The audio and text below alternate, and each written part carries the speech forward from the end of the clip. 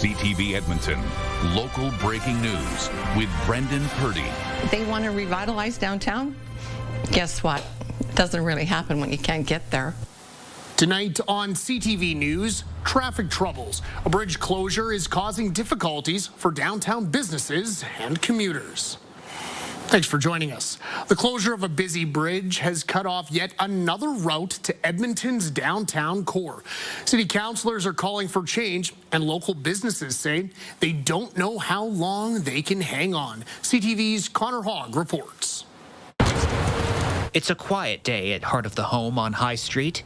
Kathy Springer's daughter owns the kitchenware store. It's 1 o'clock and we've had one customer in since we've opened at 10:30. Springer says many of the businesses on High Street were dreading Monday when the 93-year-old Wellington Bridge closed for replacement. They just should not have closed it yet.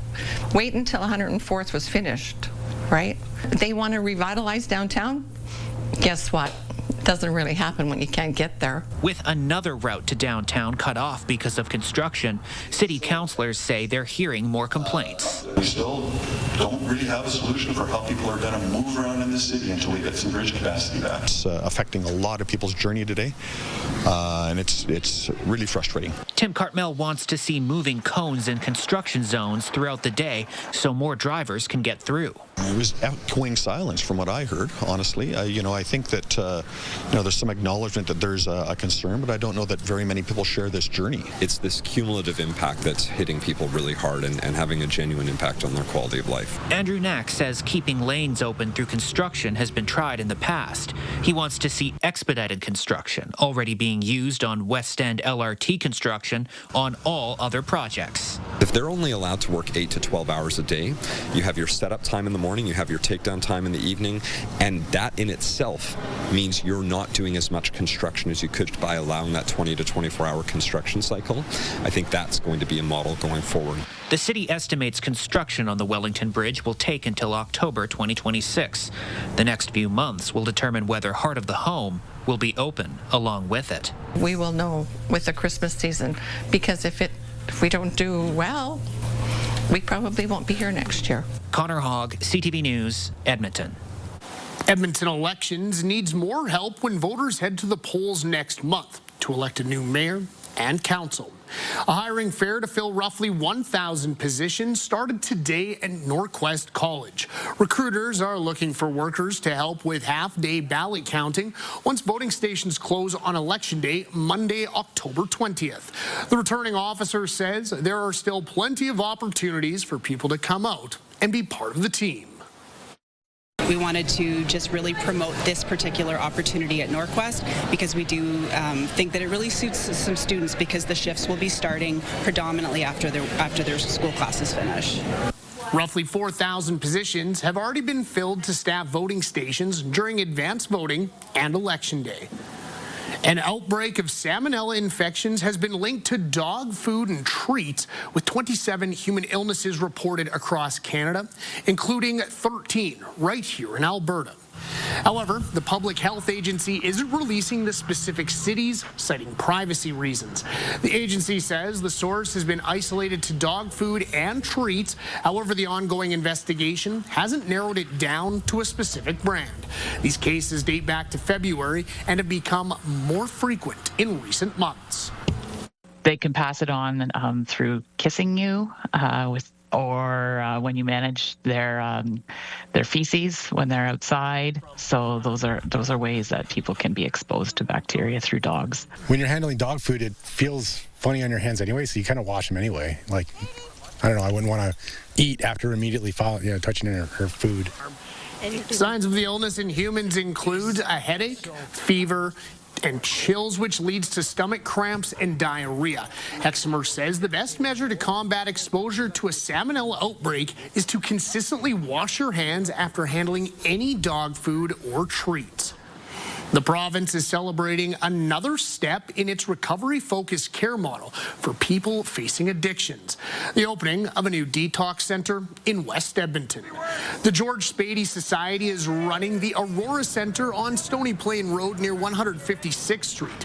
Thanks to $8 million from the province in 2023, the new facility has more space for people going through a medically supported detox here in Edmonton. The new location provides 19 additional beds for Albertans struggling with opioid addictions for a total of 60 beds. It means fewer people waiting for help, and it means more lives changed, more families reunited, and more futures reclaimed. The province says the Aurora Centre is expected to help up to 2,300 people every year. Concourse congestion issues over the weekend at Commonwealth Stadium are again highlighting the need for upgrades to the facility. Fans who attended the busy Morgan Wallen shows are calling for it, and so is the mayor. Nicole Weisberg reports.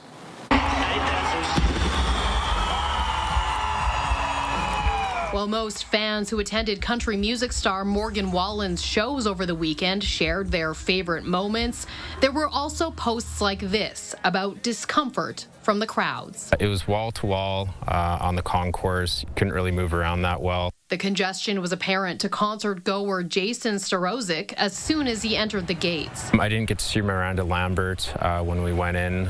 We needed to get drinks and then go to the bathroom, and that itself was about a 40-minute ordeal. He says the experience gives him pause over bringing someone like his mother or 3-year-old to an event. It's a huge issue when you have 55,000, 60,000 people all going into one concourse, doing a bottleneck like that.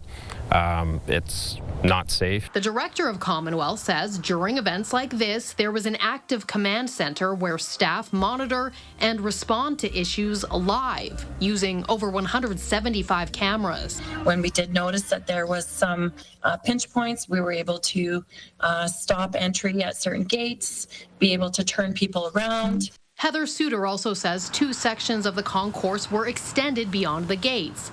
However, both she and the mayor agree the nearly 50-year-old stadium could use some major upgrades. It's an old building now, but it is a venue that has an international reputation of holding big events, and we want to make sure that that international reputation remains. The mayor has spent years advocating to the province for funds and says he just spoke with the premier last week. I was very clear to the premier that Edmonton still has not received the equitable funding compared to Calgary on their event park. A statement from the Municipal Affairs Minister points to the future downtown event park as an example of it supporting Edmonton's sports and entertainment needs. He adds while there are no plans at this time to provide direct funding for upgrades at Commonwealth, Edmonton has the flexibility to use other provincial funding it receives for infrastructure to upgrade the stadium if it is a priority. Nicole Weisberg, CTV News, Edmonton. 2 decades after a train derailed just west of Edmonton, questions are being raised about the long-term effects. Hundreds of thousands of liters of oil and chemicals were spilled into Wabamun Lake. While it's been given a clean bill of health, some people believe more studies are needed to know for sure. CTV's Amanda Anderson reports.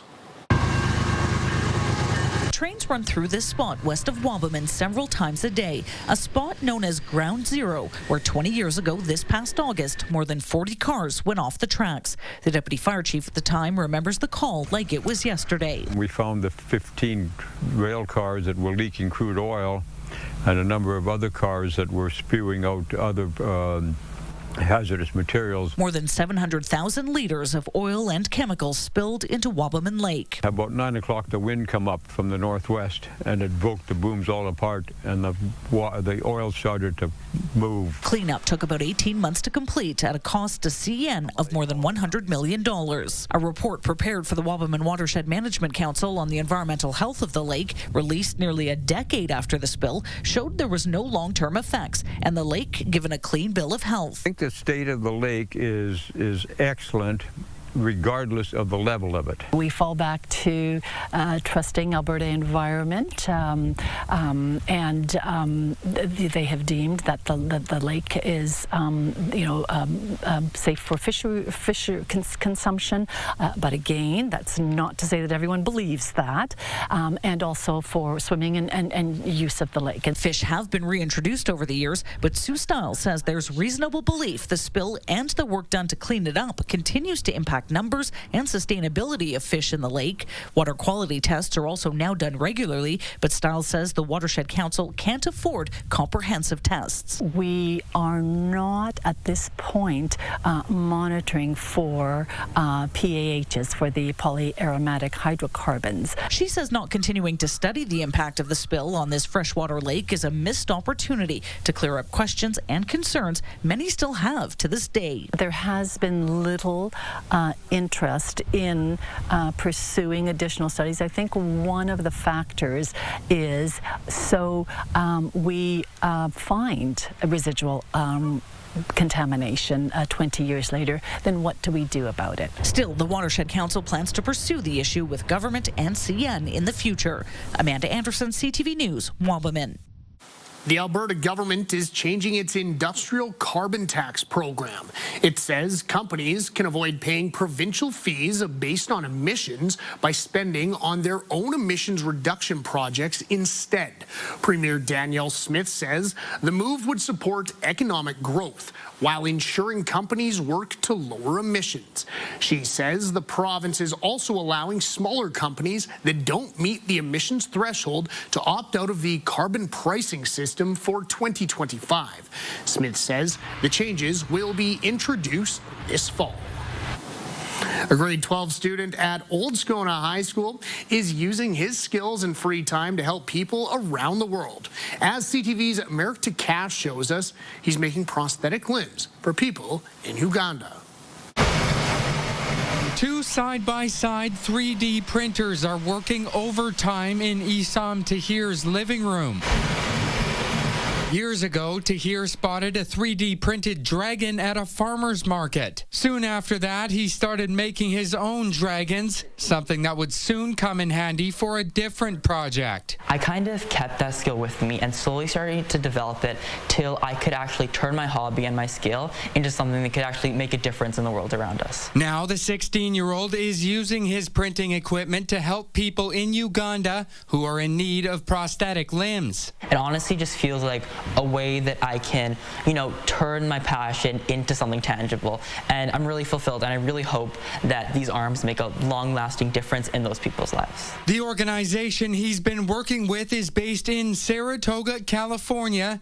The United Enable Coalition sends limbs directly to Uganda. The people that he's sending these prosthetics to are people who used to have major limb differences. And in Uganda, they take these limb differences really seriously, as some parents actually hide away disabled children away from the public because they're ashamed of having a child with a limb difference. The president of the coalition says what Tahir is doing shows what teenagers are capable of. He could be making fidget spinners, but he's chosen instead to devote his time to making something for someone who's literally across on the other side of the world. Tahir's mother is proud of her son for making a difference. And to even imagine what it's like for people to be using the prosthetic that he created.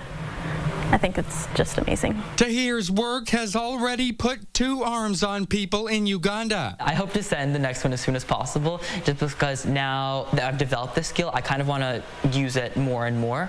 I hope to send the next one fairly soon, and hopefully many after that as well. Merrick Takash, CTV News, Edmonton. Questions are being raised about the province saying changes to license cards will make life easier for Albertans. A graphic posted by the Premier shows the new licenses will have CAN written on the top corner to indicate that someone is a Canadian citizen. The province also plans to add healthcare numbers. It says these changes will help to streamline access to services. But a U of A political science professor is skeptical about the need for this addition. You can check if someone's a citizen or not to see if they can get to services or not without the sticker. So I think this is a political stunt in many respects with some good intentions, i.e. to reduce fraud, whether it's voter fraud or health fraud or licensing. But the sticker has absolutely no sense to actually be there.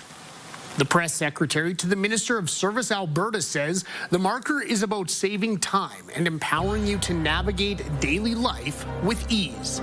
Just ahead, a cabinet cleanout. Chrystia Freeland quits the cabinet yet again. Plus, canola contemplations. We delve into meetings between Canada and China. Tariffs on canola came up unexpectedly. If they can come on fast, then come off fast. And the Chinese are just going to want something in return. Good evening, folks. Into the mid-20s again today. We got to 24 for a high yesterday, 26 today, and should be close to 30 tomorrow. It'll be the hottest day of the week. Closer look at that and the rest of your 5 and 10-day forecast in just a few minutes. Welcome back. Prime Minister Mark Carney met with Saskatchewan Premier Scott Moe today. The pair examined the Premier's trip to China, where Moe discussed steep tariffs on canola exports. Alison Bamford has the story. His commitment to our country, obviously he's working for the people of Saskatchewan, but commitment to our country and contribution at the tables have been essential to getting us together and moving forward. A quick welcome before getting down to work. This afternoon's meeting between the Premier and Prime Minister, a chance to debrief after Scott Moe's trade mission to China earlier this month. Moe met with Chinese government agencies responsible for imposing the steep tariffs on Canadian canola products. Talks, he said, were much more positive than expected. This is another step in finding our way through what is a pretty difficult time for a significant Canadian industry. The tariffs are driving down canola prices at a time when farmers are at their busiest. Once the crops are harvested, the pressure will shift. Do producers sell or delay as long as possible? There's just no real answers and again, no real indication from our federal government as to what sort of support as producers we could be expecting in the future. The duties are widely viewed as retaliation for Canada's 100% tariff imposed on Chinese electric vehicles. Tariffs on canola came up unexpectedly. If they can come on fast, then come off fast. And the Chinese are just going to want something in return. Before flying to Ottawa, Moe told reporters he's hopeful an agreement could be reached by the end of the year. But farmers are still fearful that this could drag on. And with bills to pay, producers may be forced to sell their commodities at a price much lower than the cost of production. Alison Bamford, CTV News, Saskatoon. Longtime Cabinet Minister Chrystia Freeland is quitting Cabinet again. Freeland will serve as Canada's new special representative to help with the reconstruction of Ukraine. Michael Couture reports. Chrystia Freeland isn't stepping down as an MP yet, saying in a statement she won't run in the next election. A source familiar with the appointment says Freeland will work directly with the Prime Minister on the rebuilding of Ukraine. Chrystia Freeland left her final cabinet meeting accompanied by Prime Minister Mark Carney, signaling amicable departure. Details of her new job only came in a statement from Carney saying, "I have asked Chrystia to serve as Canada's new special representative for the reconstruction of Ukraine." A source speaking on background says Freeland will work with Ukrainian leaders to rebuild its economy, an effort she championed under the Trudeau government as well. The work that Chrystia will lead on Ukraine will be deeply impactful, not just for the war, but for Canada's national security. Freeland has been a member of Parliament for 12 years, serving under Prime Minister Justin Trudeau, handling key portfolios like international trade and foreign affairs.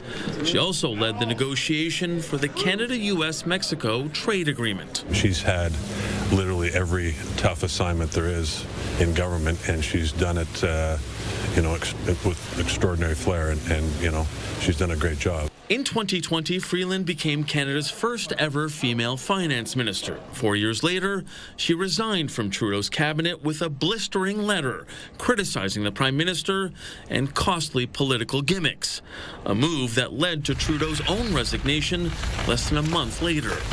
Freeland ran for the Liberal leadership, but came in a distant second to Mark Carney. In a statement, she thanked her constituents and praised the current Prime Minister, saying Mark Carney is a unifier in a time of crisis, and I have absolute confidence in his ability to lead us through it. Ontario's Premier also praised her time in politics. She's always a friend. I talk to her almost daily, bi-daily, and she's a good person, and she'll do a great job over in Ukraine, and I support her all the way. Late this afternoon, we learned who will fill the void in Cabinet. The Minister in charge of Canada-U.S. trade, Dominic LeBlanc, will now take over on internal trade. And the transport file will be handled by Government House Leader Steve McKinnon. Mike Lecouteur, CTV News, Ottawa. After the break, problematic pumpkins. We check in with a local pumpkin patch ahead of Halloween.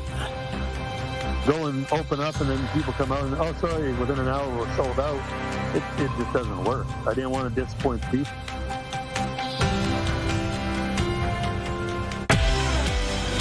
Tuesday on Your Morning, advice for parents as we creep closer to a possible teacher strike. Make some contingency plans. Hope for the best, but prepare. Wednesday, we talk to the winners of Amazing Race Canada. Your Morning Edmonton, weekdays.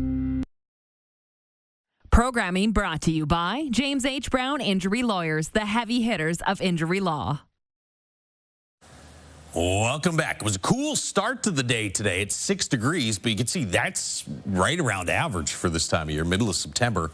Middle of September, average daytime high is 17. We were about 10 degrees warmer than that today. Should be a couple degrees warmer tomorrow, 28, maybe 29 for a daytime high. And again, we're going to see blue skies right across the province. Lots of sunshine through tomorrow afternoon. A little bit of patchy precipitation late Wednesday night into Thursday morning in northwestern Alberta, and then maybe a few scattered showers here in western parts of the province Thursday afternoon. I don't think we'll see any of that rain here in Edmonton, but we will see a little bit of cloud cover on the back edge of this upper ridge. You can see that kind of collapses late in the day Thursday. This is 5 p.m. Thursday. Friday, yeah, a little bit of extra cloud cover with some slightly cooler temperatures in the mid and upper levels, but this is what will likely bring on Sunday some increased cloud cover and our next best chance at seeing some precipitation.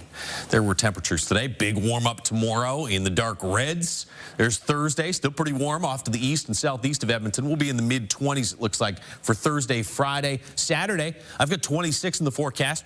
Could be in the 27, 28 degree range again. Sunday is when things, with that extra cloud cover and the chance of precipitation, start to cool off. 8 degrees in Fort McMurray, 8 as well in Grand Prairie tomorrow morning. Be about 10 here in Edmonton. Outside the city, probably a couple of degrees cooler than that, but should be milder than it was this morning. Mid-20s in Fort McMurray, so big warm up from the 19 degrees you had today. 28s, Grand Prairie, Peace River with mainly sunny skies. 27 or 28 in Jasper and Red Deer, and low to mid-20s in east central Alberta. Here in the city, we'll see temperatures, again, into the high 20s tomorrow. It will be breezy in the afternoon, though, not just here in Edmonton, but across most of central and north central Alberta. Gusts probably in the 30 to 40 kilometer per hour range in the afternoon. 24 Thursday, there's that extra cloud cover for Friday, about 25 on Friday. Again, conservatively, I'm going 26 on Saturday, but it could be a bit warmer than that. Then a chance of scattered showers and 20 on Sunday, and somewhere in the 18 to 22 range for highs next week. That is your forecast. Growers of a traditional fall favorite are facing some hurdles. Some local pumpkin farmers are having to overcome challenging conditions to make sure that their patches are prime. CTV's Sasha Petramola has more. Spooky season is back. While people are eager to enjoy traditional fall fun, some pumpkin patches may not be so ready. It has been a challenging growing season. Playing a major role in pumpkin health, Tam Anderson says the weather has been far from ideal. Spring started off really dry, and then we have had a frost every month this year. Anderson owns Prairie Gardens, a 70-year-old you-pick farm. Pumpkins are just a traditional fall thing, and you know, the beauty of the fall colors and pumpkins and corn patches and apples. It just, that fall vibe is so important to a you-pick farm that's involved in agritourism like we are. Her farm isn't the only one adapting. We have hauled in almost 300,000 liters of water to irrigate our stuff this year. Last year, Mill Tower Ranch kept its doors closed. With hardly any water, the farm grew only 150 pumpkins rather than its usual 3,000 to 4,000. Go and open up and then people come out and, oh, sorry, within an hour we're sold out. It just doesn't work. I didn't want to disappoint people. Other local businesses, too, are trying to accommodate to people's pumpkin desires one way or another. Well, sometimes we just buy extra pumpkins where they can just hold the pumpkin.